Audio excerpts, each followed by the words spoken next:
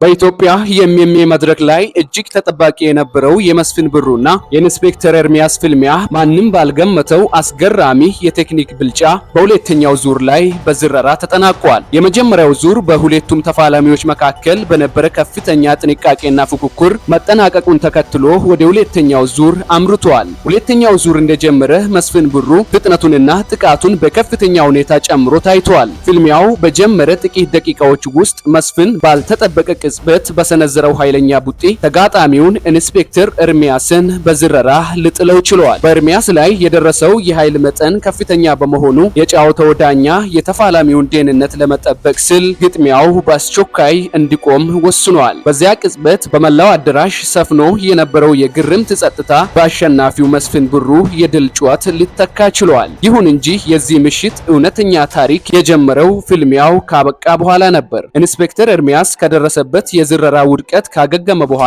ያሳየው ስፖርታዊ ጨዋነት መድረኩን ወደ ፍቅር ስፍራ ቀይሯል። ኤርሚያስ የደረሰበትን ሽንፈት በታላቅ ትህትና ተቀብሎ ወዲያውኑ ወደ አሸናፊው መስፍን ብሩ በመቅረብ በኩራትና በአክብሮት ያቀፈው ሲሆን በሺዎች በሚቆጠሩ ተመልካቾች ፊት ያሳየው ይህ ክብር ስፖርት ከፉክክር በላይ ወንድማማችነት መሆኑን በተግባር አስመስክሯል። መስፍን ብሩ ድሉን ካረጋገጠ በኋላ ወደ አሸናፊነት ዘውዱ ከመሄዱ በፊት በቦታው የነበረችውን እናቱን ወደ መድረክ ጠርቶ በህዝብ ፊት እጅ በመንሳት አመስግኗታል። ያ በሁለተኛው ዙር በነበረው ጥንካሬ አዳራሹን ያስገረመው ጀግና እናቱ ፊት ግን በትህትና ሲያንስ ታይቷል። መስፍን ለእናቱ የሰጠው ይህ ታላቅ ክብርና ለሴት ልጅ ያለውን ጥልቅ አክብሮት በንግግሩ መግለጹ በታዳሚው ዘንድ ከፍተኛ አድናቆትንና ስሜታዊነትን ፈጥሯል። በመጨረሻም አሸናፊው መስፍን ብሩና ተሸናፊው ኢንስፔክተር ኤርሚያስ እጅ ለእጅ ተያይዘው ወደ ህዝቡ የቀረቡ ሲሆን የሁለቱ ጀግኖች በአንድነት መቆም በአሸናፊው ትዕቢትና